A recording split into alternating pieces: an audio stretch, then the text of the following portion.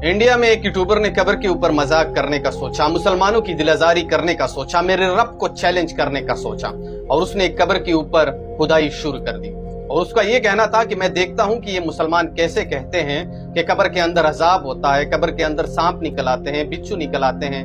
मैं देखता हूं कि कब्र के अंदर क्या निकल आता है। जब कब्र मुकम्मल हो गई, मुकम्मल खुदाई कर दी, उसके बाद दोनों दोस्त इस कब्र के अंदर नीचे उतर गए।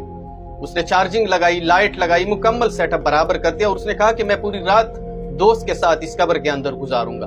मैं देखता हूं कि इस कब्र के अंदर क्या क्या होता है। लेकिन मेरे रब को कुछ और ही मंजूर था। जैसे ही ऊपर के लोगों ने उस कब्र को मुकम्मल तौर पर दफन कर दिया, उसके बाद तेज आंधी बारिश आती है। जैसे ही बारिश आती है तो उसके ऊपर जो दोस्त बैठे हुए थे उसने टेंट लगाने की कोशिश की, लेकिन मेरे रब को कुछ और ही मंजूर था। बहुत तेज हवा आ गई और वो उसी टेंट को उड़ा कर ले गए।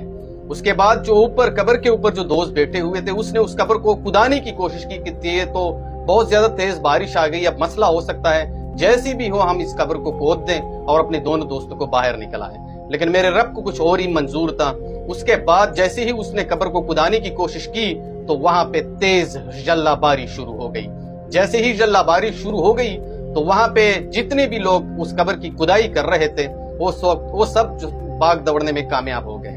उसके बाद जो नीचे दो दोस्त बैठे हुए थे कब्र के अंदर, ये नीचे आप वीडियो में देख सकते हैं, कब्र के अंदर बड़ी मिकदार में पानी जमा होना शुरू हो गया। जब दोनों दोस्तों को समझ में आ गया कि ये तो कब्र के अंदर बहुत बड़ी मिकदार में पानी आ रहा है, हम यहाँ पे मर भी सकते हैं, उसने चीखना शुरू कर दिया, चिल्लाना शुरू कर दिया। लेकिन मेरे रब को कुछ और ही मंजूर था। वो कब्र पूरी तरह पानी से भर गया।